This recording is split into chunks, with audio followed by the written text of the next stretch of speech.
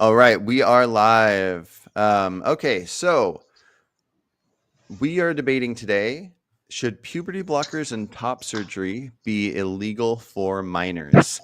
Um, Mr. 8658 in the left corner here is on the yes side that it should be illegal, and Reverend Daisy Maelstrom on the right side is saying that no, it should not be illegal. Okay, so these guys are going to do about a minute or two of opening statements and then get into open dialogue. Anybody watching, you can put your questions in the chat, and after an hour of debate, I will ask these guys your questions. All right, let's go ahead and let's start with Daisy. Oh, hey. All right. Thank you, Carson. Hello, mister. It's nice to meet you. My name's Daisy, Nice. Reverend Daisy Maelstrom. Oh, thank you very much. In this conversation, we are going to be talking about puberty blockers for underage adults and children. For underage children. So basically, anybody under 18. For a quick synopsis, this is what puberty blockers are. Puberty blockers are something that we give children when they enter early onset diabetes or when we want to hit, not diabetes, sorry. We record these things at 7 in the morning. I do not expect to be perfect today. All right. Puberty blockers are things that we give children to pause early puberty or when they enter puberty to give parents and families a few extra, I don't know, years on the outset of helping them with their children and their gender identity. Now, this has been a hot potato for a long time. However, gender affirming treatment is over 100 years old. Gender affirming pills like these are very similar to things like hair plugs or breast augmentation. It's called gender affirming surgery treatment. Gender affirming treatment isn't necessarily gender affirming surgery. I'll be awake by the time this is over.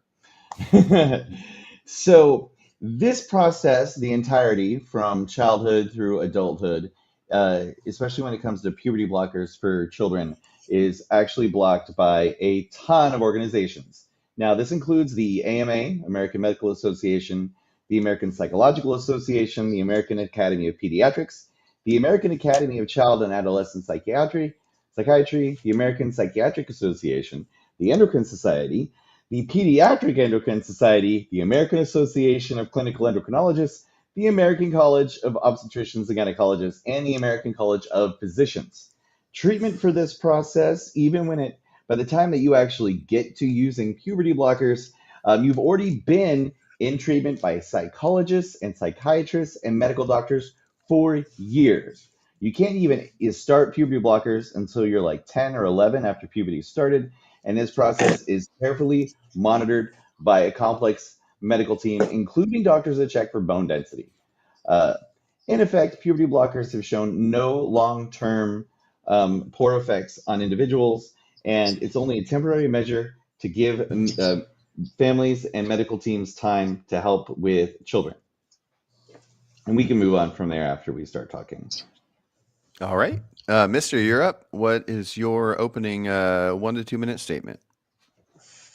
So, Luprin and other puberty blockers, which he did a great job being a salesman for, can be responsibly used for precocious puberty. I acknowledge that. However, the sales pitch that actually did generate out of a sales program, not a medical investigation, was that if we can use this for precocious puberty, why don't we start using this on more kids that are going through gender dysphoria? And they made a push for that. It's still an off-label use because this did not originate with the medical community. It originated with the sales team of Lupron, first and foremost, in 2011. And this notion that you can just pause puberty is not only not founded in science, but from what has been shown in Europe, actively sterilizing. So, with precocious puberty, the child is smaller, the doses are less, And it's to get them to their 11th birthday, where they're taken off of their puberty blockers and allowed to go through a slightly early pubescent stages. Whereas when you are actively stopping puberty from 11 to 15, the dosages necessary, because the child is larger and so on and so forth, it results in sterilization in at least a third and maybe up to two-thirds of the cases. There's not a lot of good data because we're still under 10,000 solid documented cases, but it is sterilizing the children. Okay. Oh, go Also, ahead. Finish. Please finish. when it Sorry, I comes didn't mean to to interrupt. top surgery and other surgeries, um, I'm against that until the 18th birthday. I believe that any dysmorphia treatment prior to the 18th birthday should be just placating. If they're 7 or younger, you're a dinosaur. That's nice, Jimmy. You're a dinosaur today. Good for you. And if they are genuinely experiencing some form of dysmorphia from 8 onwards, they should have regular psychological treatment only. And after they go through puberty and 10 years of treatment, if they are still dead set on transitioning upon their 18th birthday, then and only then should they get mastectomies and castration and various other things.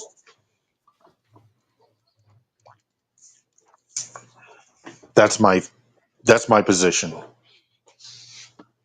Oh, excellent. Okay, give me a second. I'll open everything. All right, so the study about infertility is a relatively recent study. All I do is found it on Fox News, so I don't actually know a whole lot about that. Um, so if that is true, then it is something we need to be looked at. Ultimately, the thing about puberty blockers is the science. The reasons that it's backed behind all these medical associations is because those medical associations are confident that it isn't harmful. Now, the good thing about science and doctors is that when it is proved to be harmful, if that's the case, then these systems should switch over and say it's not safe. Now, I'm going to be completely honest. The places like the UK already have it in place that it's much more difficult to apply puberty blockers to children. And they have their own reasons. But places like Australia also agree with the United States. The United States doesn't necessarily have the top ranked medical system in the world, but we definitely have one of the most invested in. And those people who have checked these things out think it works. And by check these things out, I mean doctors. When we talk about on label and off label, on label means what's on label. For instance, Viagra was on label for high blood pressure. And then they sold it as a boner pill. And you know what works? Boner pills. So just because something off label doesn't mean that it doesn't work. The companies that develop puberty blockers have straight up said that the reason that they haven't applied to the FDA so it can become on label is specifically because it is a hot button political issue. So the fact that we even have these conversations at large is one of the reasons that it's not on label.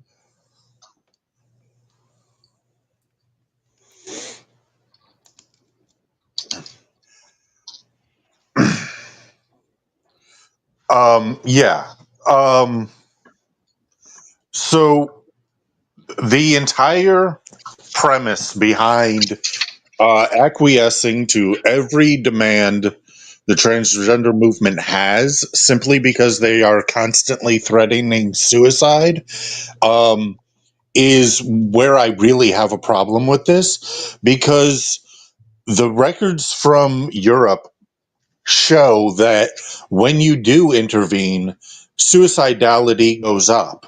When you do intervene and placate all of these notions, depression goes up. uh, Angry and violent tendencies go up. All of the negative side effects go up with more treatment, not down. When you take this, I'm using air quotes, you can't see, compassionate stance and psychological, um, this compassionate approach to the psychological treatment of these children and young adults. And so there's also the other thing is it's becoming much more prevalent the more that it gets talked about and put on the news and so on and so forth. And so we've seen an explosion in children identifying as kumquats and cats and fae people and demisexual and all of this other new stuff, all 278 new genders that they have. And it's maddening to see people given over to a depraved mind to that extent. Hey, Mister, I got a question for you. Yeah. First one is when you say studies in Europe, this isn't the European Union. Are you talking about a specific place in Europe, or um, Um, I've seen some data out of France, some data out of Germany, and some data out of Estonia. mhm. But data on this is really hard to find because everybody just wants to give you a very long soliloquy and not actually reveal any data. And so going through journals and things is really difficult because everything is just soliloquies and they're really stingy about releasing data. Could you expand what you mean by soliloquy for me? Soliloquy is a monologue, type of monologue. Okay. Oh, okay. Yeah, yeah. No, I just wanted to understand. I wanted to make sure we were using it the same way. Because, like when my brain thinks soliloquy, I'm thinking like to be or not to be. But it really is just a dude talking to himself. So I get what you're saying. Yeah. Okay. No, I mean, like I've seen data is interesting. There's a tone that I'm curious about. And from here, I'm really just trying to understand your perspective because obviously we don't agree on the issue. Um, Yeah. so this idea that children are casually saying, I'm a kumquat, and then everyone around them being like, oh, he's a kumquat, clearly. His pronouns are cum and quat. Like, it's strange to me that anybody could feel like that's happening. Like, I wonder if the Um, people, not you, I wonder if the people who say this, generally speaking, are bad parents. Because the only two things that can be going on are they think other parents aren't as smart as they are and wouldn't question their children, or that they're bad parents and think that they would just do that. They would just listen to their kid. Like, I'm curious where that comes from, where you think something a child says immediately becomes, well, let's call the psychiatrist immediately. Like, where does that mindset come from?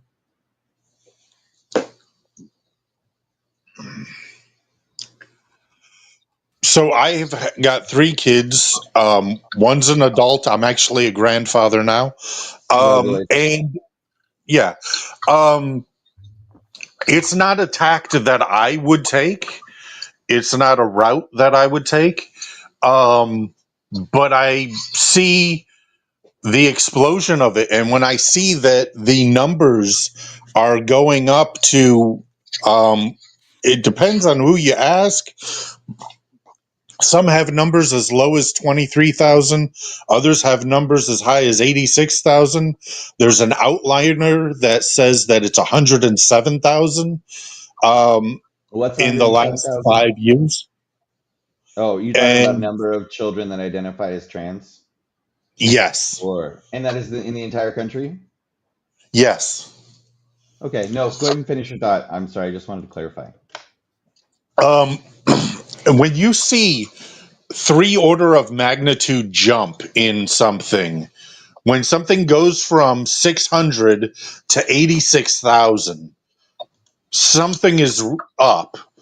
Something is seriously up. And even if you see something go from 600 to 23,000, there's something to be concerned about. If suddenly, like what was it? The carbohydrate thing where everybody Mhm. was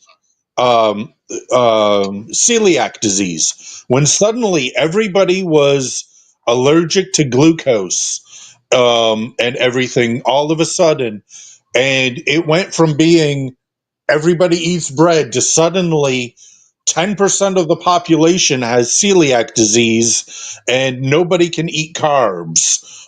There's a real cause for question. And it turned out Roundup was on the bread. And that's what was giving everybody issues. And so more cleaning had to be introduced in order to get rid of that. When it comes to trans youth going from 600 to 23,000 or 600 to 86,000 in the span of 5 years, something is noticeably wrong and needs to be addressed. Either it's a social contagion or something is going on that needs to be fundamentally addressed. Okay. There's a couple of things I wanted to just catch up with you on. I wanted to make sure you got through that thought. There was a point in time where humans didn't have a word for the color blue, but blue existed. Like things exist before we have words for them. So I came out as bisexual in the late 90s. I'm almost 50 now. And this was just after the tail end of the AIDS epidemic. Now, the reason I came out as not bisexual is because that's the only word I knew existed for it. Words and terminology changes. Older trans folks used to call themselves trannies, but younger folks consider that to be strange. So you wouldn't come out as a tranny now, but you used to. Yeah. When the When numbers the of word something was changes, transvestite, right, now it's transgender or right, but transsexual. that's just terminology, right? But that Yeah. means that the number of transgender people grew exponentially once the word started to change over. When we diagnose something, for instance, the difference between type 2 and type 1 diabetes, there's an explosion in the second type that's discovered. So the reason that we have more people that are children is not whatever the weird term social contagion means, because outside of this conversation, I've never heard that used in a way that wasn't like eugenics. Like, I will allow you, of course, to explain the way that you're coming from with that terminology. But when we So talk about there's the mass increasing number of hysteria that happens. I'm oh, sorry. give me You give have me one more more to say. second. It's okay, mister. It's fine. It's difficult, especially when we can't see each other, to make sure. So I wanted to touch real base before we got too far away on it. The suicide thing. It is true that trans children are 4 times more likely to have suicidal ideation than children. And it has been shown in the United States by the United States doctors that treatment can reduce that by 70%. In some cases, this actually lowers the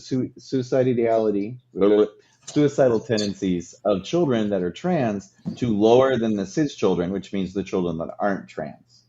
So I'm curious where you get the information because the medical numbers, those are actually on the side of pro UV blockers and that it's not long-term harmful and that it does benefit the treatment of children. So when you use the term compassionate with quotation marks about it, I'm curious what you mean because with the way that we have it now and the treatment that has been used since the 90s for this has been shown to have been useful and helpful and has saved a lot of lives. So please continue. Go ahead and explain to me what you mean by social contagion and whatever other thoughts that you have.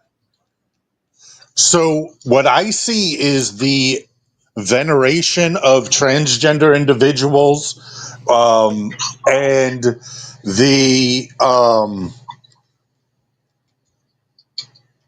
the lauding and putting on a pedestal of trans individuals to the point where it becomes hip, cool, and the thing to do to gain clout and or popularity to come out as trans, and thus there is a like mass hysteria or trend or whatever, a social contagion element to, oh, I want to be like Jazz Jennings, or I want to be Yeah, like RuPaul, that's good. or so on and so forth, and be famous, um, or be the center of attention. And so I'm going to do this, even though if riding a motorcycle gave me the same kind of attention, I would do that. Okay, so the premise of that, do you feel like the experience of trans children is popularity? You think they're the popular kids in school? I think that in the places where it is growing exponentially, yes. In San Francisco and LA and Portland and Seattle and Chicago and New York City, where the trans population is exploding, I think there is an element of, aren't I an awesome parent? I have a transgender child. Aren't I an awesome person? I'm transgender, is a social contagion that is playing a part in those communities. Okay, so I've lived in both Portland and Seattle. Um, and the percentage of trans kids would be difficult to eyeball because you can't tell. Children are just children. Like, I also don't spend a lot of time trying to determine how trans a kid is by looking at them. I think clocking transness is kind of a strange phenomenon. From what I'm trying to understand from your I'm in conversation. Louisiana. Oh, okay, yeah. Well, I'm from these places you're talking about, and there's not an outbreak of trans children. Trans children make up about 1.5% of the population, estimated, of course, because you can't know those things, which is significantly less than the percentage of adult trans people. You see the difference here because it's not common for children to have this interaction with their gender and their sexuality because these constructs aren't always formed. Gender is something you have to kind of be taught.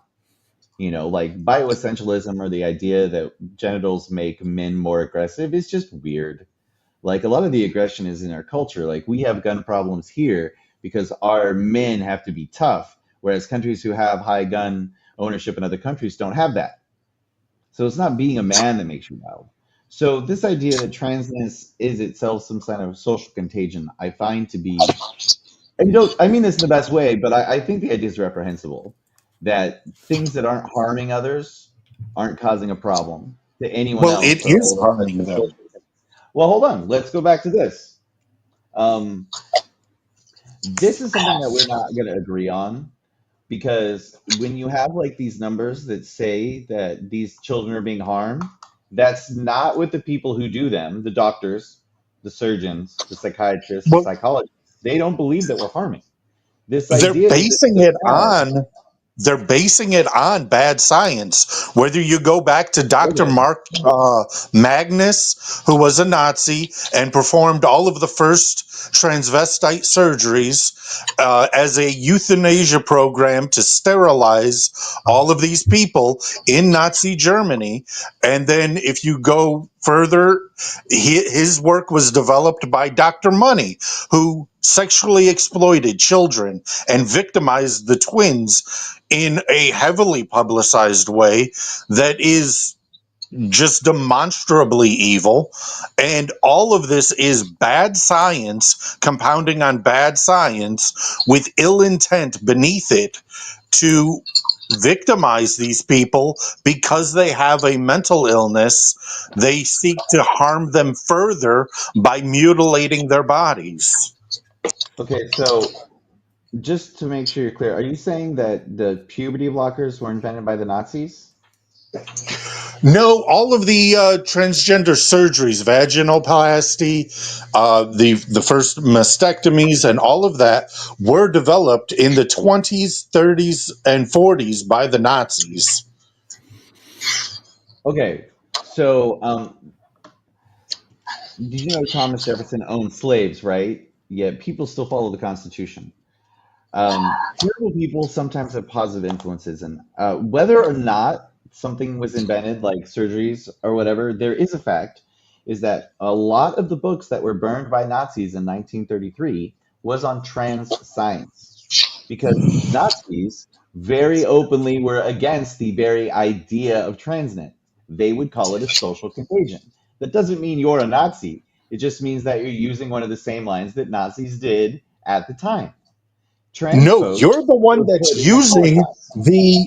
you're the one that's using the weaponized compassion in order to trick these people into doing systemic harm to them by sterilizing them with a sterilization program, which is what the Nazis did with Action T3, Okay. and then was expounded on by Dr. Money and he did the same thing, and he built upon Action T3 and brought it into the mainstream in America psychology and Canadian psychology and victimized the twin boys. Do you know about Joan and Jane?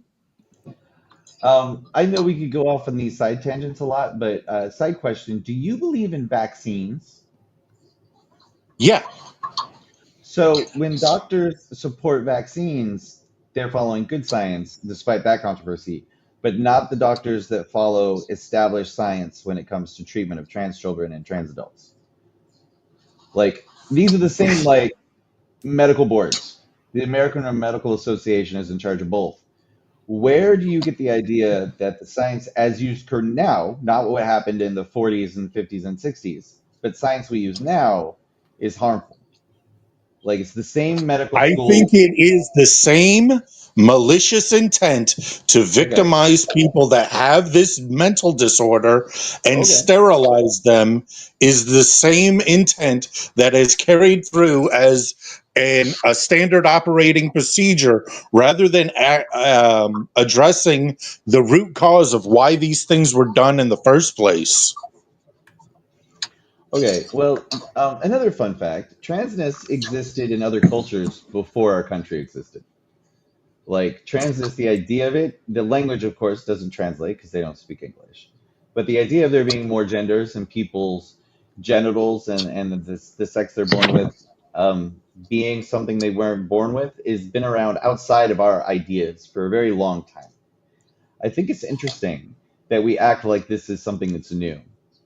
Like these folks weren't The here. magnitude is new. How do you know that? What the numbers It are new went from because one we in know we're counting them now, 380,000. It went right? from 100.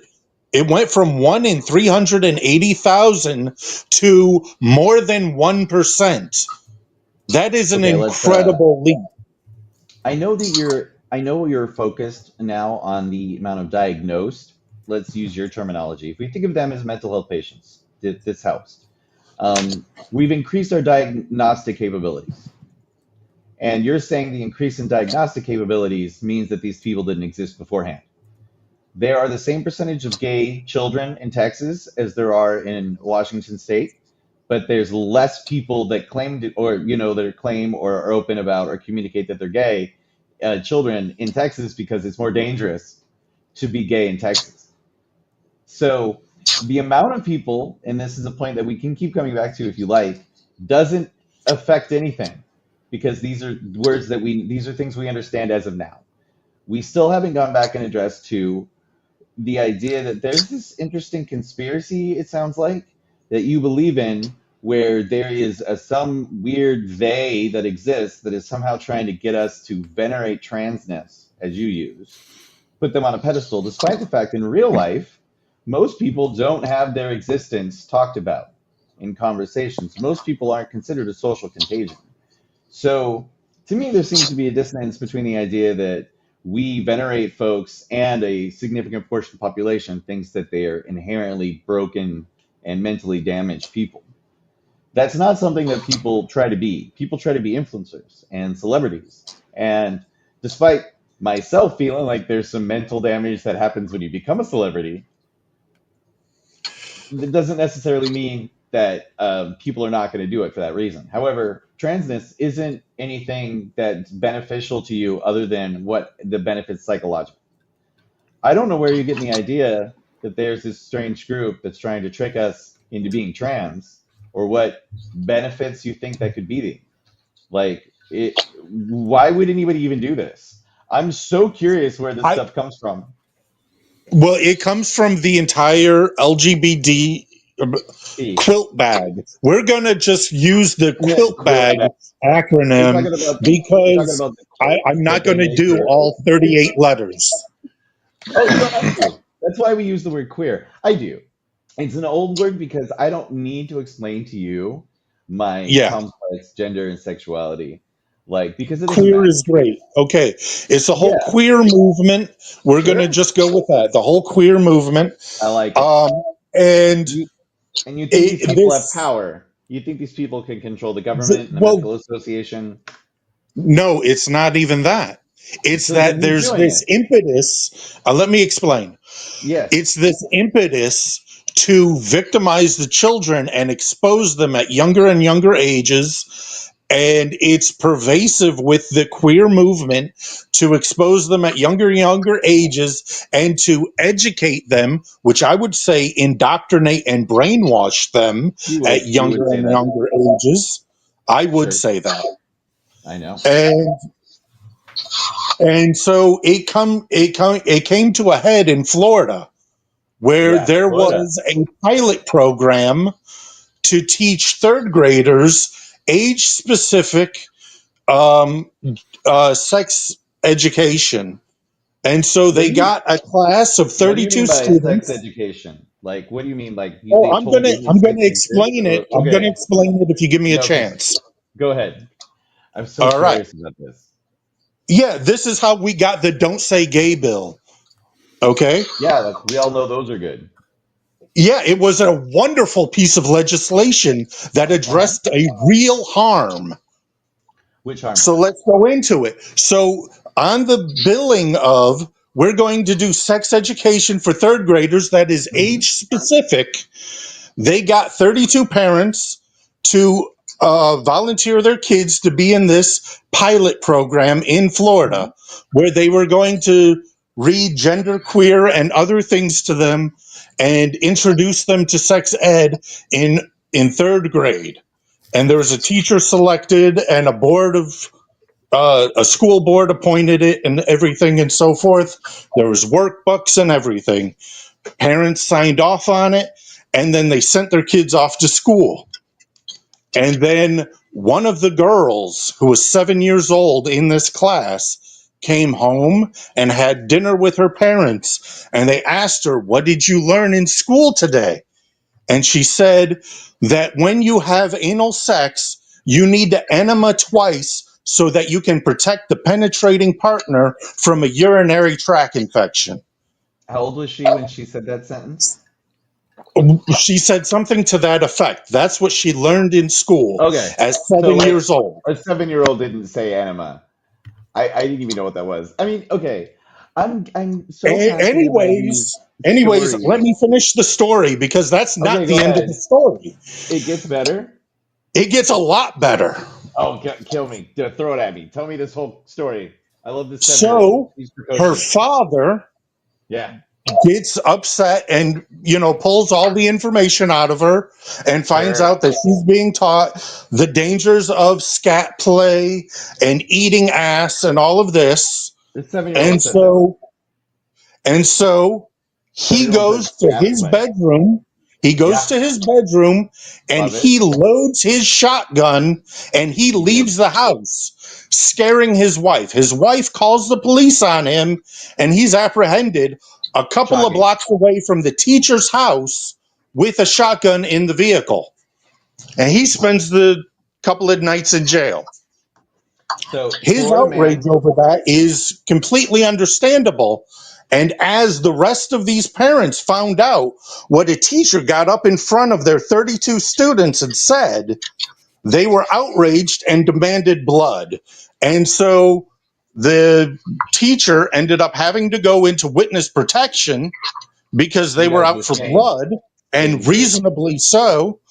And Seriously. the school board was also in some sort of hiding, and it went all the way up to Governor DeSantis. And they tried to charge him, but because they diffused responsibility, nobody was at fault. Nobody committed a crime. It was all on the up and up. The school board approved it, the principal approved it, the teacher just followed orders. And so they crafted legislation that said that if you so much as have 23 times 3 as a math problem to somebody under the age of 12, you're going to prison for 5 years. And that's what the Don't Say Gay bill is about, is that no teacher is ever going to be allowed to do that to students again. What I heard is Florida man does fentanyl, takes a shotgun to his kid's school. Mom calls, dude goes to jail. This brings me all the way back to the whole thing about like we believe that a superintendent, like a whole adult with a college degree, and the school board, all adults, and all with like scat play, yeah, teach the third graders. Like it's so wild that we would hear a story like this as an adult and be like, that's real. A 7-year-old said those things and it was fine. When the authorities looked into it, it's fine. And instead of going, oh, the authorities looked into it, I guess this story isn't real, we go, no, the 7-year-old didn't make up a story, didn't say all these words. Like to me, I'm just kind of curious how one's brain gets to the point where you hear the story and you go, oh, it's immediately believable. Like this is why some of the politics that comes out of the South or my home state of Idaho, to me, kind of blows my mind because I would watch in Idaho where people would vote for things like this based on these stories that were just objectively not true. The scat play thing It doesn't happen in is school. true. No, you She believe did it's have to true. flee the state. Did she? The Well, no. teacher had See, to flee the state and go into witness protection. okay, so if you get chased out of your state for, let's say, molesting dogs, that doesn't mean you molested dogs. It means people believe you molested dogs and acted in a way about it. So just because the teacher had to run doesn't mean she was molesting dogs or teaching kids scat play. It just means somebody created a convincing narrative. Now, we're not going to agree on whether the story happened. And I don't mean this condescendingly because there's just no way to say it any other way. I don't live in a reality where adults and superintendents do that kind of thing. And it's not that I couldn't be convinced otherwise. It's just that I would come down immediately on the side of that story is insane, man. If you told that to me drunk in a bar, I would laugh at you. Like, I understand that you believe that. I don't know how. I just wouldn't believe that if somebody said it about you. I've never met you, but I wouldn't immediately believe this guy molests dogs. Just because a 7-year-old told their dad and their dad got a shotgun and went to kill you. So, like, I know you believe it, but how are we supposed to move past a story that is almost objectively insane? Like, how can I believe this story happened? Because when all of the legislatures, the state legislators of Florida looked into it, they they confirmed its existence and were troubled by it and passed the blah, blah, blah, the don't say gay bill. Hold on, And they had Florida. to put everything in there in order to make sure that there was no question that should this ever happen again, the teacher will go to prison for at least 5 years and have to register as a sex offender for the rest of their life. And so too will the school board and the principal and everybody else. That this will never be allowed to happen again because it did creep in and it did happen. I'm not really able to find the story online. I know that they scrubbed a good bit of it because they were trying to protect that teacher. Who scrubbed it? They do the Google and whatnot buries things in results so that you can't find it easily. Oh, yeah, no, I mean, they do that, but who's they? Like, that has to be paid for. Like, are we talking about like this woman got chased out of state about a story that I can't find online, but we can't find it online because the woman was chased out of state kind of logic? This, like, I know we're spending a lot of time. I'm just trying to nail down your thought process and how you hear a story that is difficult to find online, 100% believe it's true, even though it doesn't seem like it should be true. And I know what it seems.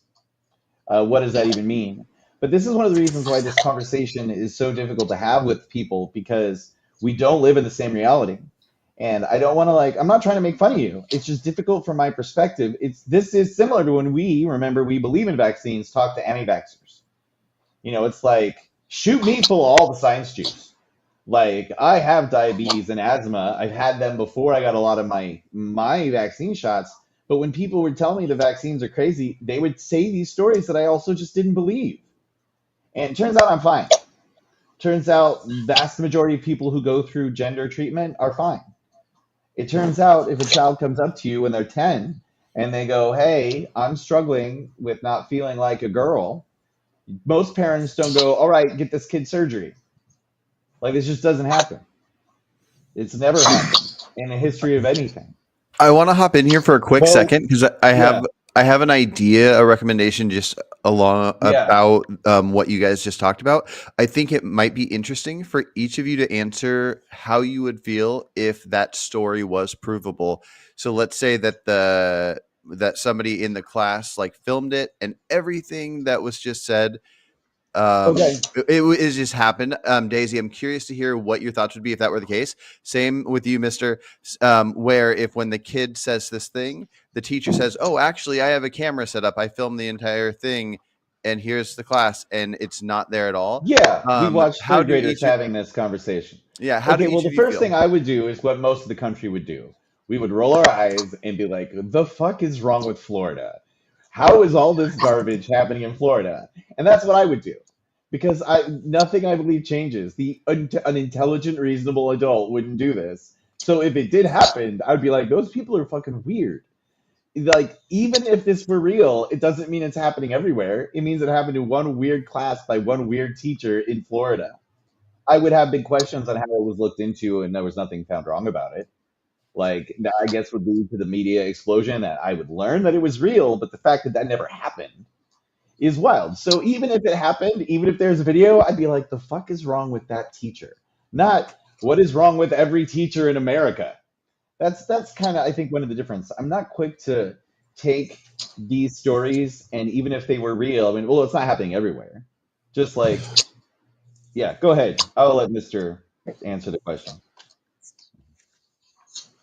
um, that story I think is real, and because of it, I have an animus towards the entirety of the quilt bag movement because it is proving the slippery slope fallacy to be a heuristic and not a fallacy. Well, Mister, And it really is quick, I just want to cut you off. Just since Daisy answered that question, I'm curious what you would think if right now there was like camera footage because the teacher films their classes, and it was proven that at least that story was fabricated or like just like let's say completely made up. Would that change your stance on the idea of the "Don't Say Gay" bill? um if it was just something innocuous like um the mention of sodomy as something that exists and um the child just went wild with it and then the parents made false assumptions and so on and so forth. Everybody made false assumptions all the way up the chain and it resulted in the don't say gay bill. I still think it would be a good bill because the impetus has been to shield and protect pedophiles ever since the Louisiana Kennedy case, where they made it so that you cannot execute pedophiles. And now we're finally making some progress in Idaho, your home state, apparently, Yeah. where they just passed a new bill so that they can execute pedophiles, which I think is wonderful progress in the right direction. Okay, well, Now I I don't know will. if we should hop off Oh, go onto ahead. that topic, but thank you No, both it's for fine. answering that question. And you guys Yeah. should continue. We got about 15 minutes left of the Really. open conversation. So I wanted to see if there was anything I wanted to follow up on. I don't know what you're talking about. You know what? It's so wild. I haven't. I know. I had to look it up because I seem familiar with the whole quilt bag thing, but it is actually something that comes out of the LGBTQI plus community. This is why I like to use queer as an alternate. So while it sounds weird, I just wanted to admit that that is actually really good usage and a good word. Thank you very much. I am curious about the idea of the slippery slope fallacy.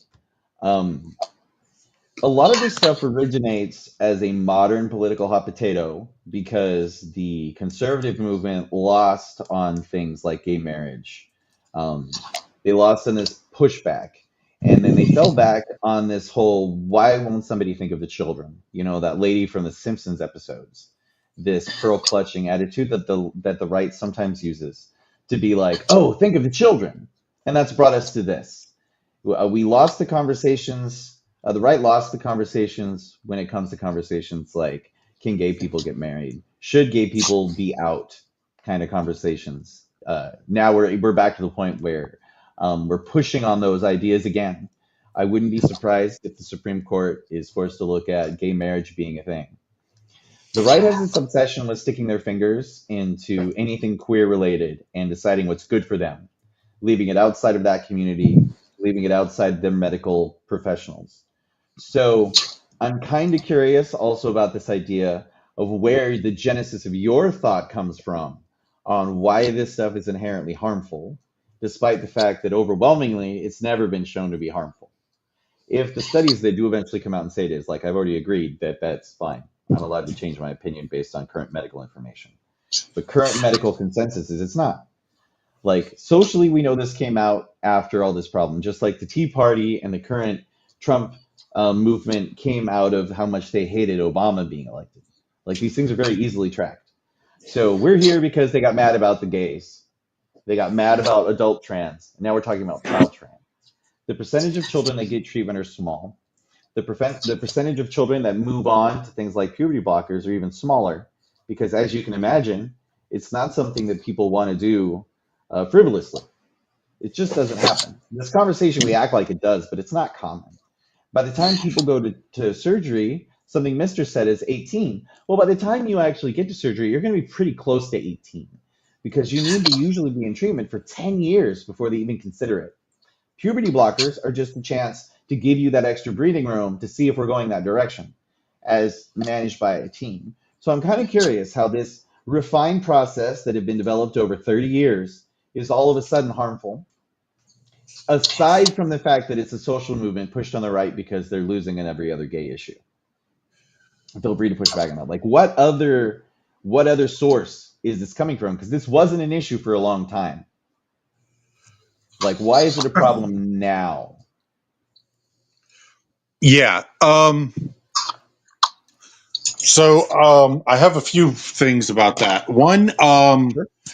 homosexuality is fundamentally a bad thing for a society to indulge Wow. because it lowers the birth rate and population growth. And if you are below 2.1, your society is going to collapse and die off. And so it is an Iron Age adaptation to have religion stamp that out and discourage that as much as possible, They and to vote. encourage Bring out the by Crusades. by default since the Iron Age, and we have built society on that because it is a universal principle of mathematics that we can prove now, but they understood it in the Iron Age out of practicality to discourage that and to encourage birth. Most of the Iron Age gods were all fertility gods, and the reason why we have those That's cultures actually and not true. understand them. I'm a pagan. I can speak to that too. That's not true. A Yeah, lot of popular ones were fertility gods, but the vast majority were yes. not. And the reason why we know which ones were fertility gods from various societies is because those societies that had prominent and prevalent fertility gods are the ones that survived. Those that don't failed and went the way of the dodo. You're talking about survivor's bias. I'm so Yeah. fascinating that you think the Iron Age idea that the religion exists to stamp out homosexuality because it causes lower birth rates. Like this blows my mind in ways that everything else in this conversation, like you literally just said that, well, the Iron Age used religion to stamp out Well, homosexuality. that Like that's we have built a whole society realm off of progressive of killing iterations, homos. not To me, killing them, oh, discouraging it. now. Oh, okay, scaring. We use the term in the Discouraging. podcast. Discouraging is so strong. It's such a wild word to use. Like I'm so still trapped in this idea of like we are against. The statement here is you're against puberty blockers because we're supposed to stamp out the gays. Like you stamped out. Like it's such a weird choice of words, and I'm trying to be really respectful here, but quite frankly, that's insane. Like Okay. religion does exist for that. Jesus never talked about the issue. Paul talked about it, but you know what? Paul came in after the church. Paul wrote all the letters, but none of those have the words in red. I'm also a preacher's kid. Like this idea that religion exists to kill the gays, wild, wild. Or Well, encourage it's one of the sex, foundational also things. weird. It's Religion not. exists. Let me make my point. Okay, Religion go. exists as the mother, whereas the law exists as the father, in order to guide Wow. society in the right direction. And How that's close what are it you with is. your adult child? Huh? How close are you with your adult child? Pretty close. I mean, we're on the opposite sides of the country. She's in Okay, Indiana. no. I'm in I'm just curious. Louisiana. Because my dad's not as crazy as this conversation, but he is pretty far out there. And we don't talk. Granted, I had a much more troubled childhood, and I'm assuming my dad was Well, much worse than you she's are as a given me parent. my first grandchild and Oh, is nice. married at Oh, no, great. 21. It's weird that that's a positive thing. Marriage is fine. I was married twice. I met my second wife on 9/11. I make some interesting choices, but I'm just so I got hyper drunk on focused 9 now. 11. Oh, yeah, I'm just so fascinated by this idea that you believe that one of the foundations of faith is to be anti-gay. Like, to me, that's wild. Also, the fact that what the church wants should mean anything in a society where a lot of people don't believe. Well, what do you think Like, evil means? I don't think evil exists, but that is such a longer other conversation.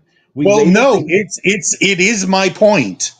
Okay, Evil well then let me is get to that. something that is damaging to society if engaged in. That's why Okay, homosexuality is defined as evil, because it does damage society. defined That's by why who? theft and murder and all of these other things are evil, You're is saying because they so many damage things right now. society.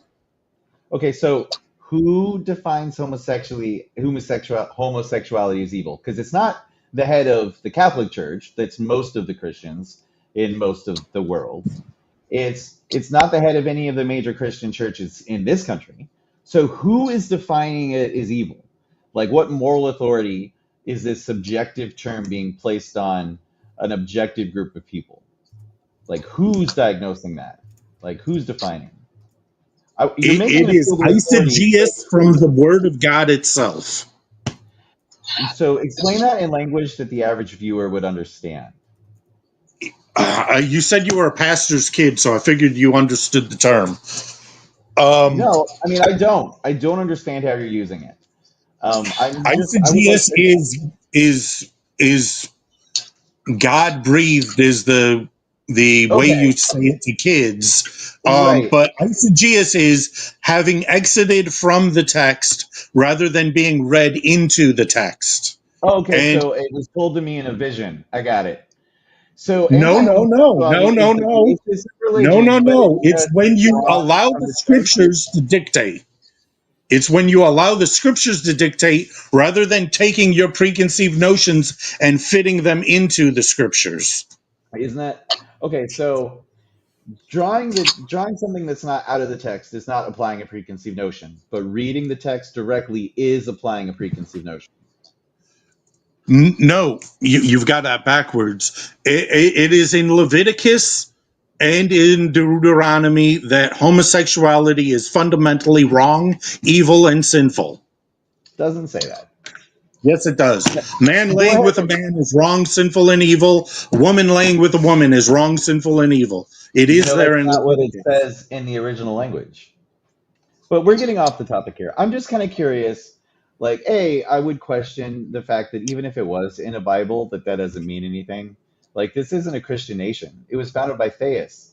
They really didn't want the state controlled by a We've religion. built society on We Judeo Christian values. Society existed here before we got here. We say a lot of stuff in The this Good Red conversation where Road you're also implying. discourages homosexuality. Okay, I'm gonna pause you guys just because this element is off topic, and Yeah, this no, is go a ahead. this is a Yeah. perfect time for a question I want to bring in Yeah, do it. from Well, myself I had three before. other points I wanted to say, and then we got into religion deeply. Okay, Um, Yes, okay, so please so do. we won't have time for all that, but go ahead and at least get one of those points out. And if Daisy wants, I mean, I guess you could put all 3 points out, so you It's can your pick. time, man. I don't have an appointment for another 90 minutes. So So in you five, spend it how you like. okay, in 5 minutes, we're going to stop the open conversation, and then there'll be questions. So, Mister, go Sure. ahead and either ask one of those Okay. points or all So three, and then you got 5 minutes. also, I felt like I was accused of being a Trumpian. I'm a libertarian. And Hmm. if you're just doing this in your own home and being quiet about it, I have absolutely no problem with it. When you are victimizing people and putting it in front of everybody in every show and everything, that's when I start to have problems with it, because then it is lauding and venerating and promoting it as the preferred way of being, and that is detrimental to society. Another point, yes, I agree. It is absolutely absurd to see a girl climb a tree and demand that she have a double mastectomy the next day. I don't think that is happening, but I think it's happening in too short of a period of time. What was I my third point? also agree that imaginary scenarios can be very frustrating.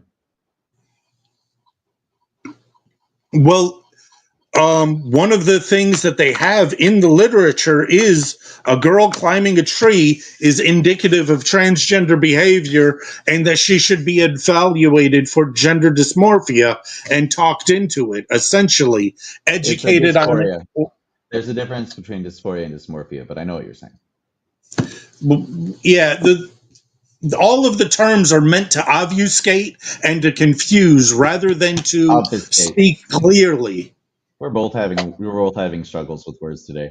It's obfuscate. Yes, it is Not very to be early. pedantic, not to be pedantic, but I'm being pedantic now. Um, I think one of the biggest struggles that we have here is that you're using the term evil to define this kind of nebulous thing that something is evil because it's inherently evil. But at no point did we really have an honest discussion about how these things were harming anybody. Like, Well, they're sterilizing hundreds of kids at least in Europe except that they but have not here. shown. And Yeah, Oxford put out a thing what thing? that there have been hundreds of kids that in Europe have been sterilized because the dosage was higher, and they then detransitioned, and afterwards they were sterile because of the treatment they received. Now, there are some actual known downsides to it. For instance, um, if you give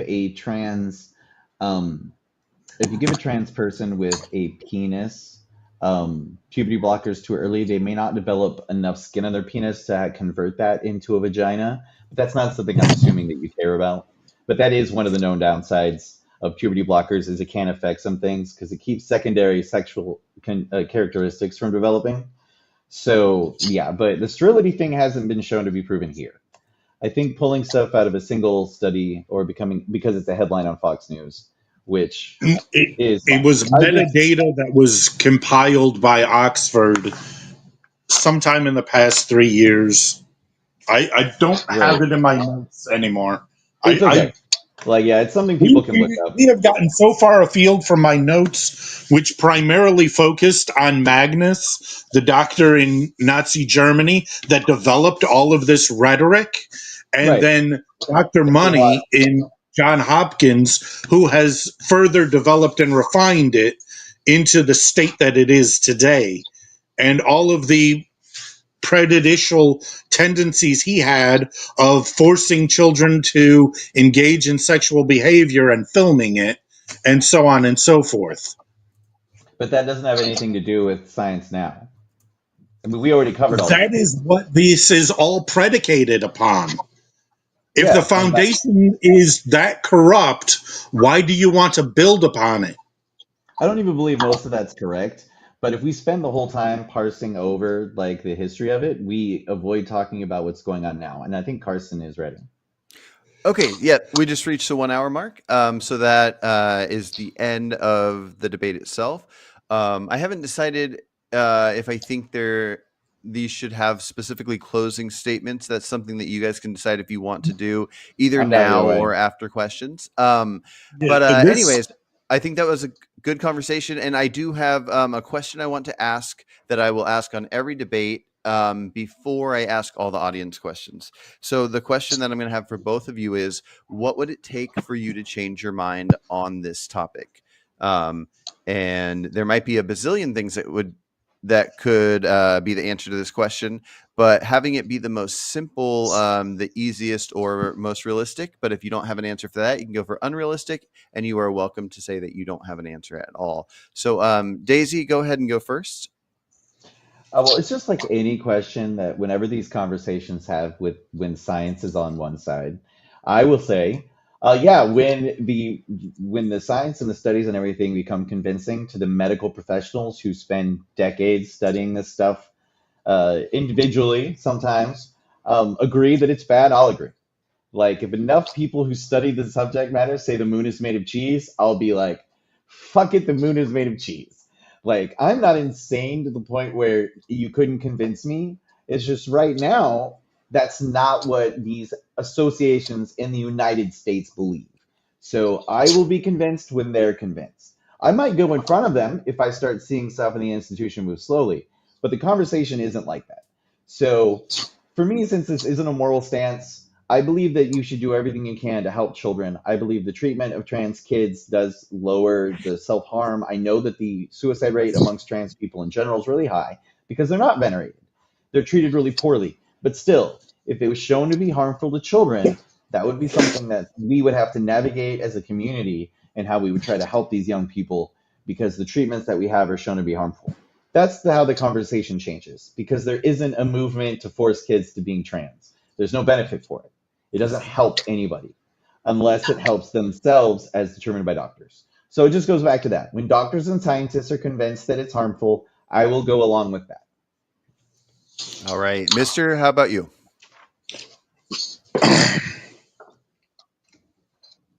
Let me collect my thoughts a little bit. So I think this originated with a incredibly destructive and genocidal intent. Mass sterilization being defined as a genocidal endeavor. Um, and I think that continuing to build upon that genocidal intent that originated with Nazi Germany in earnest with modern medicine is inherently and fundamentally flawed. If, however, we saw that vaginoplasty and all of these things were reasonable for 1 in 380,000 people, or maybe even if that went up to 1 in 100,000 people, and it was a significant minority rather than skyrocketing the way that it has, and there were in place rigid mandates that before the child's 8th birthday, you placate them. Once they're 8 years old, they can undergo therapy, and therapy alone with no puberty blockers or anything, no mastectomies, anything before they're 18, only talking um, to get them to their 18th birthday. And then you can do hormone therapies and facial feminization surgeries and all of these things, or facial masculine surgeries, I suppose, beard growth and whatnot. I never really think about the other direction, but they Sorry, exist. really quick, Talking on it. Mister. Sorry to cut you off. Just real quick for this question, I just want to make sure that so we are talking about minors specifically, not Yeah, not what the I think ideal that thing is. So what? Well, really quick, if there is anything, what could exist, whether it's information you could get or whatever, that would make you change your mind about the idea of minors having either puberty blockers and top surgery?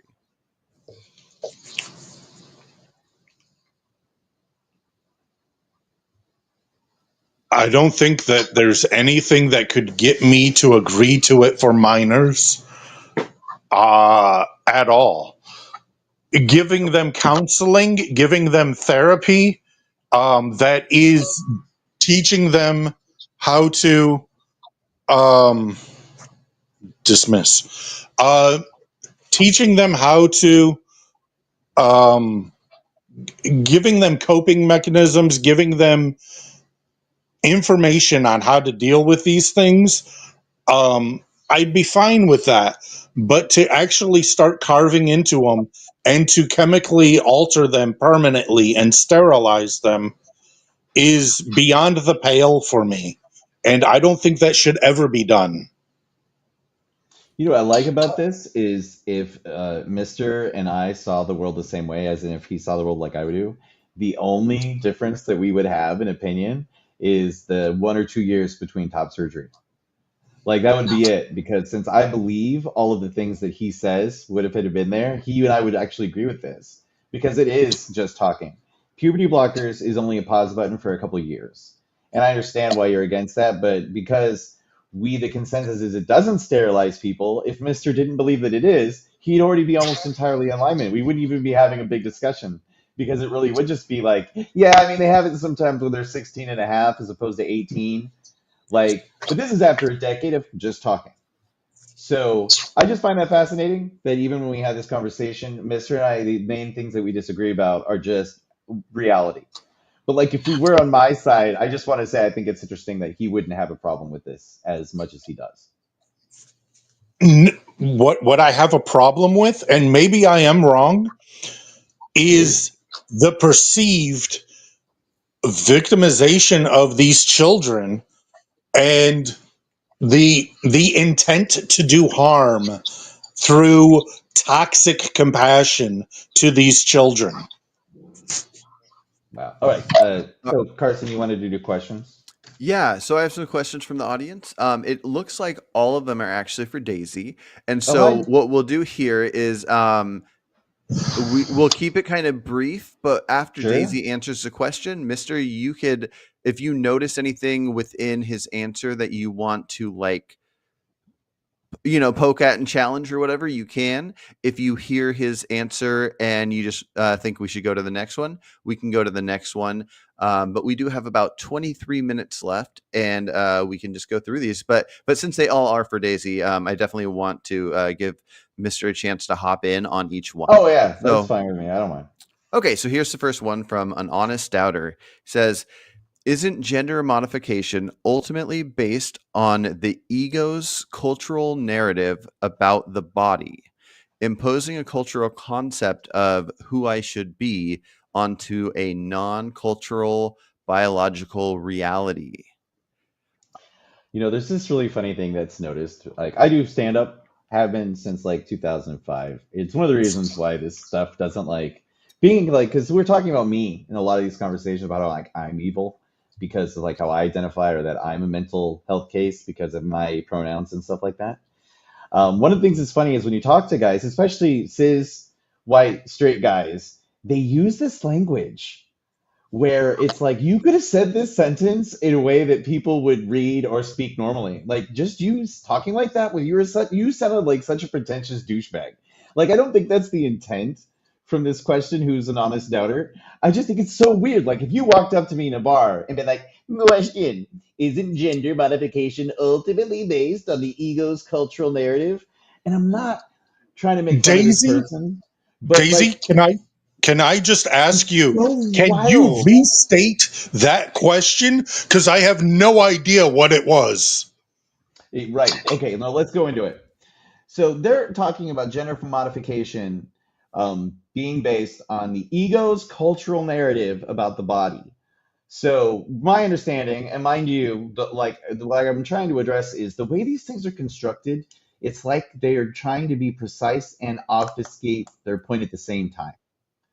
Like what I would really like is a simple clarification so I can answer it in a simple format. I try to stay away from like the highfalutin language, not because it's inherently um, of ill usage to the conversation, but that because it kind of clouds this. We're being overly nuanced.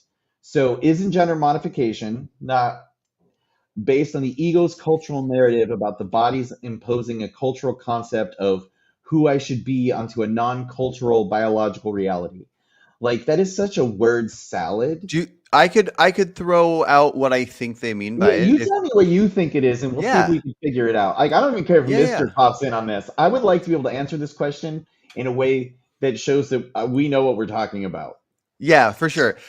So I could use like tattoos as an example or something else. But Okay. let's say in the United States it is illegal for minors to get tattoos, and let's say five minors go off to some other country and they just get like an insane amount of like tribal face tattoos, and they come Wild. back and they Yeah. come back and everybody for some reason wants to like hop on this. They want to get these tattoos, and it's we're trying to decide should they be allowed to. So I think what this person is saying is so it's not a biological reality that Oh, they're people have basically the saying it's similar tattoos. to that, right? Yeah, yeah. So they're saying if the society is creating this cultural idea of this would be amazing, like in society, every 10-year-old wants the tattoo.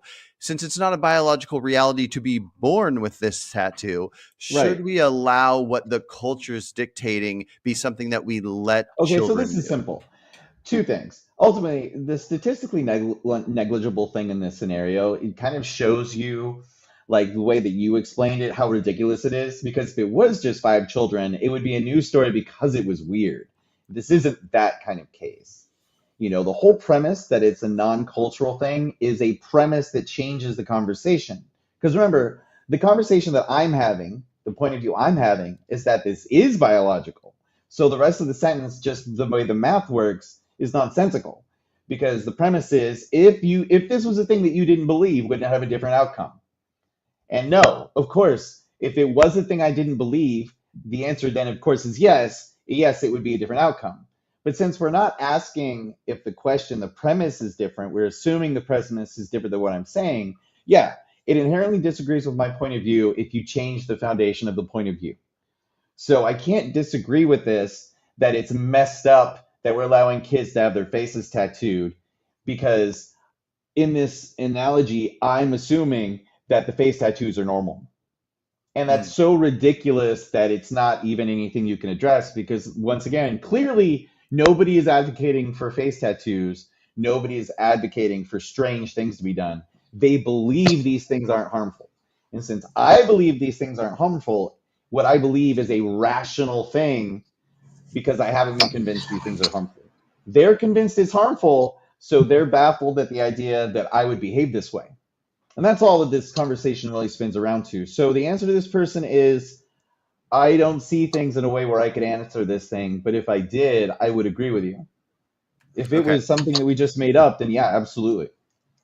gotcha. Okay, next And thing we my got in here. answer is Mm. 1 second. My answer is Post Malone and Jelly Roll make great music. More power to them. Okay. So we got Jeremy here with a statement that's sort of like a question. I guess I would like to hear from both of them, or hear what both of them think about parents' knowledge of their own children and the ability to make accurate decisions about their well-being. So, yeah, whatever you want to take out of that. So go ahead, Daisy. You go first. Sure, thank you. I think this is a complex one. I really like this question because A, see how this was phrased in a way that I understood it immediately? Thank you, Danny. I think it's complex. I think this is one of the reasons why this is done with a team. Because like most parents, I want to assume that most parents, most Americans mean well. Doesn't matter what their ideology is. I think most parents would not want to harm their children. But this is where it kind of breaks off, just like how Mr. and I disagree. Mr. has kids. I don't think I have children. But we would treat the children differently when it comes to these conversations because I don't think I should tell my children that they can't be gay or that they should be, you know what I mean? So if I'm a parent that believes you can't be gay and it's a conversation about them being queer, or I don't think my kids should be trans, then my voice should be in there because I'm the legal guardian of that. But ultimately, it would end up being the team's cooperative conversation that would affect the treatment of this child. Like, however, if the parent is supportive of the child and their knowledge of that child is more empathetic, and this is how I would phrase it from my point of view, more empathetic, then their conversation is more valued if the conversation is around the benefits of it, simply because their intent for best care of their child is in alignment with medical stuff. So there's a nuanced conversation about outing, and this is frequently like these anti-trans, anti-gay initiatives bring in this conversation to the parents despite what the kid wants. That is an interesting conversation to have, and I think addressing this actual question, the parent knows kids, but I would tell you from my own family life that that's not true. I've cut off both my parents because of the way that they behaved in childhood. They were abusive, emotionally and physically. Um, so I don't think my parents ever would have been in a place where their value in the conversation for my own mental health would have had any intrinsic value, simply because they were terrible parents. So some parents, yes, some parents, no. Unfortunately, life's a spectrum. Gotcha. Okay, Mister, what are your thoughts? I think that's actually a good answer, and there are extremes. So there is the Hanson family, which is the man and woman got a divorce, and the woman forcibly transitioned to the son in order to get back at her ex-husband, and that's a demonstrable case that is very disturbing.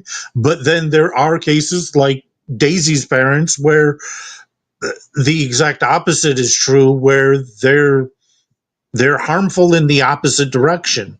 Um, Parents have a responsibility and a duty and a requirement to operate in their children's best interest, because their children's best interest is also their own best interest. That is your progeny. You should be doing everything you can, establishing a Roth IRA the year they are born and fully funding it, and everything along the way to give them every advantage you possibly can. And that is what I expect of every parent, but I know many parents, if not most, fall short of that. I think Mr. and I Gotcha. agree inherently on the idea. And like I was saying, I think every parent believes, well, most parents believe they're doing the best for the child. The disagreement mostly just comes on what they think the best is. Like the biggest difference is I don't have the moral authority. I believe in a consensus of medical science. Whereas Mr.'s argument includes more of like he believes that he has a moral um, gaius to make sure things happen a certain way. But yeah. Okay, next question. And I just found out that maybe I missed a couple questions from this person, but at least I got this one saved here. So it Mhm. says, Daisy, don't you think getting any transgender medication and surgery should be at 18? This way they can make an adult decision. This is where I'm going to be old and be like an 18-year-old is still a child. Like, yeah, I got married first at the 19, but like everything is so spectrumy. Like, the only thing that's different between 18 and 1 month and 17 and 8 months is mostly just like a little bit more facial hair and the fact that you can smoke cigarettes legally. Like, we just have to draw the line somewhere before we let people vote, and we've just decided that 18 is the age.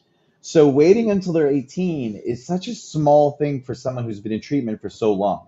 You, the idea that you could force someone to transition to me is once again one of those stories that makes me go, okay, well then who did the surgery? Like, did they just not talk to this teenager, and the teenager just like if the teenager consented to it, how are they being forced? Like, I'm so curious about the details of the narrative, because if the narrative's true, then the belief seems justified. But I always go back to like, how is that a thing? Like, it just I don't understand how it would even happen. The idea that there's a surgeon out there that would do surgery on someone. But to getting back to the question, I think it's difficult to just be like, wait till you're 18 when they almost wait till they're 18 anyway. And the difference between somebody of a certain age, between 17 and 19, that difference could have a lot to do with long term impact. And that's the nuance that the medical teams have to discuss. That's what all of this ultimately is about. is harm reduction, because that's just, Hippocratic oath, and moving forward what is in the best interest of this patient's health. Now, the parents lose guardianship at 18. So in some cases, 18 might be the youngest they could even get it done, because that's when the parent has no voice anymore. So while the child's consent and enthusiastic consent with the process should always be centered in this, I don't necessarily think that having them wait an extra few months, maybe a year on the outside, and even if it's a little bit longer, if it's done as young as 16, it's because the medical team themselves decides that it's that necessary. This isn't a frivolous surgery. These aren't done a lot. Doctors don't prefer to do surgeries on underage kids unless it's important. That's pretty universal. Gotcha. Okay, and the same person has a question for Mister. Says there's a couple typos in here, but the main thing I get out of the question is at what age do you think education of LGBTQ plus stuff should happen in education? Like, do you think that's acceptable? Here it says at grade 12, college 16. 1, 16. Okay. That's a really straightforward This, answer. yeah, I believe that once you have, and that's coming from the law in Indiana, which is where I was when I turned 16 and it became legal for me to have sex. And so that's just kind of my default of when kids are ready, because, well, if you subtract the molestation and when I didn't have a choice, my first time having sex when I was consenting was when I was 15. And so I do understand the need at 15 or 16 to have a robust and inclusive education.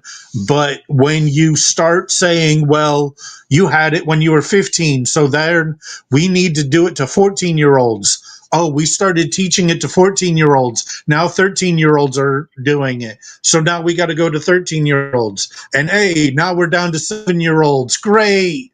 Back where we started with the Florida example. And the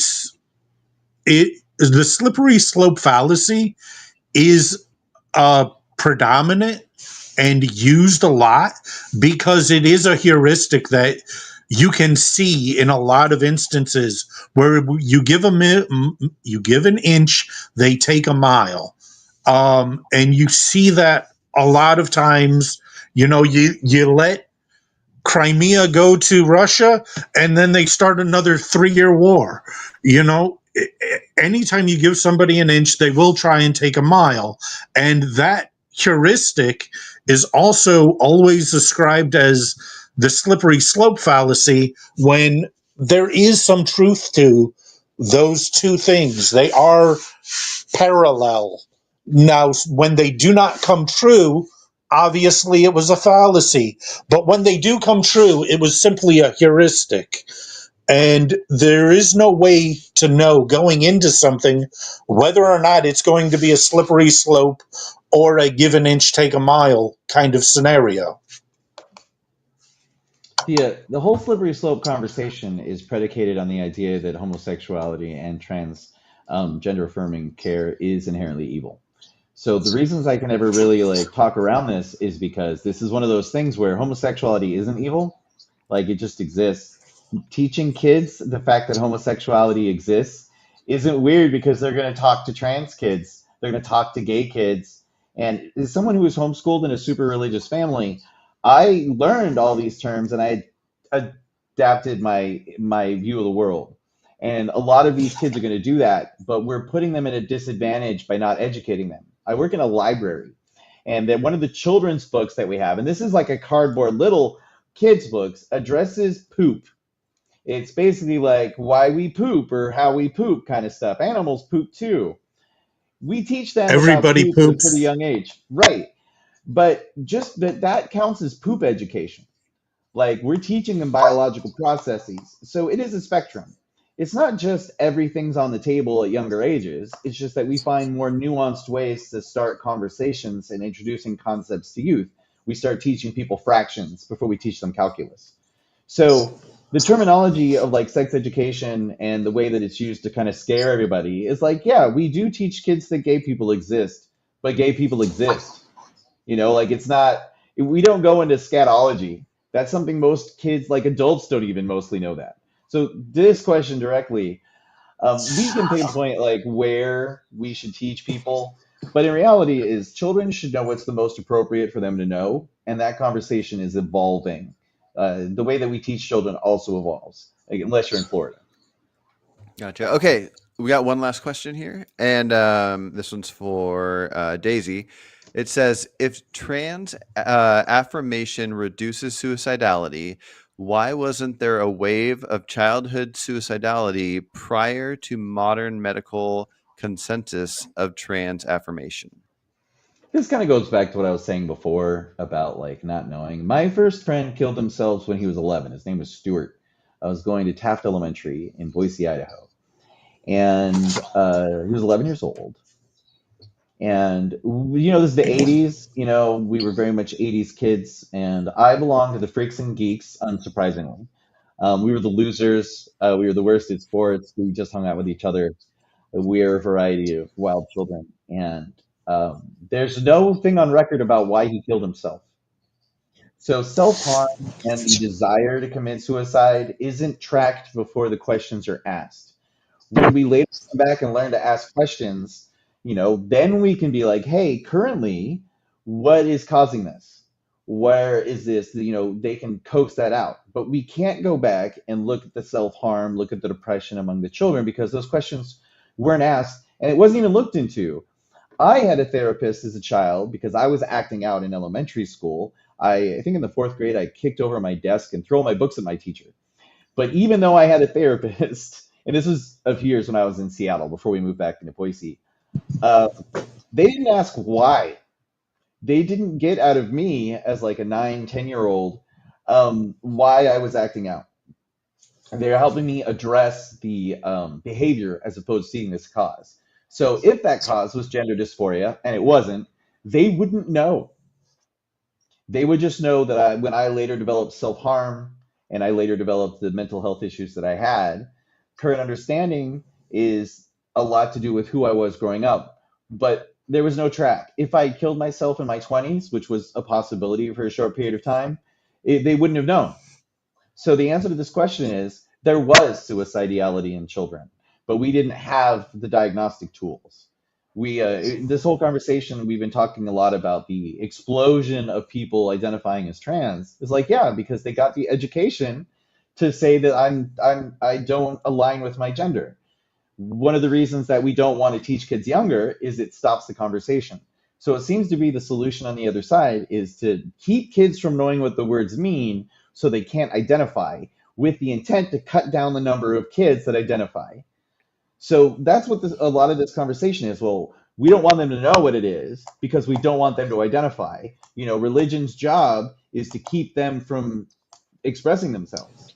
Like we don't want to kill them, we just don't want them to be gay. So if we don't teach them they can be gay, or we don't teach them they can be trans, they don't have the language for coming out as trans, that they automatically solve the problem of children not being trans, despite the fact that no fundamental difference is being made in the child. Like myself, when I came out as an older adult, it was because after I was introduced to those things. It never changed who I was. However, it may have changed some of the mental health I dealt with when I was younger. The only difference is I learned these terms when I was later and still identified as something else. But if I had learned them earlier in a culture that was more open to that, I may have identified them earlier. I'm clearly put together enough to know who I am as an inside. Children are learning. Sorry, Daisy, really quick. Harley, who asked this question, just wanted to mention to me that he didn't feel like the question was being answered, and he was he kind of reworded it. So let me get that in here real quick, and then we got to hop off here. So he says, I didn't ask why kids commit suicide. I asked why there wasn't a wave of suicides. I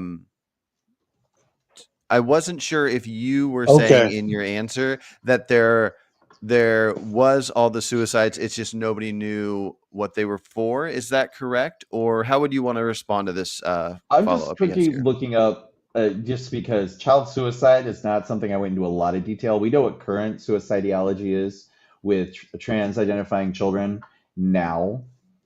Yeah. Suicide over like Yeah, the question grabs. is, why wasn't there 23,000 annual suicides by children prior to the trans movement being identified? Oh yeah, well, here's the deal. Less people want to kill themselves for being trans because there's more people wanting you not to be trans that are violently acting it out. Like it used to be a passive, like Cold War situation with being openly queer, where a lot of this stuff existed. But now, I mean, listen to the hostility. Listen to talking about stamping this stuff out. Listen to us talking about how it's a mental health issue or how they're being manipulated. If you're a child and that's a message that's out there, like if a child listened to this conversation, they're gonna hear an entire adult with children tell them that they have mental health problems, that people are taking advantage of them, that the adults and doctors in their lives mean them harm. Yeah, some of those kids are going to want to kill themselves. So one of the reasons we didn't see as much suicide around this before is we weren't trying to tell them they were broken before. We weren't telling them that they were committing sin or that they were evil or that evil had an influence on them. So you can see how if we bully children as adults and tell them that they're broken and that the world is against them, some of them are going to have some mental health issues. We're the problem. And to be We. clear, oh, Oh no, go ahead, Mister. It's fine. to be clear, I'm not saying that the children themselves are evil. I'm saying the doctors, nurses, and psychologists that are perpetuating this are the evil ones that are doing malicious harm and not living up to their Hippocratic oath. You're right, and I understand that that's your point. I just don't think that that exists. I think individuals might be like that. Like, there's a lot of truckers. Some of them are serial killers, but I'm not going to assume that all are serial killers just because there's a couple out there killing people. So even if there were doctors and nurses that were crazy like this, it's not all of them. I find that incredibly difficult to believe that all the children who specialize in childcare and trans childcare are inherently evil or trying to commit evil. To me, that just seems wackadoo. Like, yeah, they have conferences where they talk about how to hurt children. Like, I don't even know. Yeah, see, this is something that I have a difficult time not laughing at because it's like, okay, so there's doctors out there that are like, fuck these kids. What? So yeah, I don't mean that respectfully, Mister. It's just to me, the ideology is baffling if somewhat humorous because I just can't see how what you believe is true.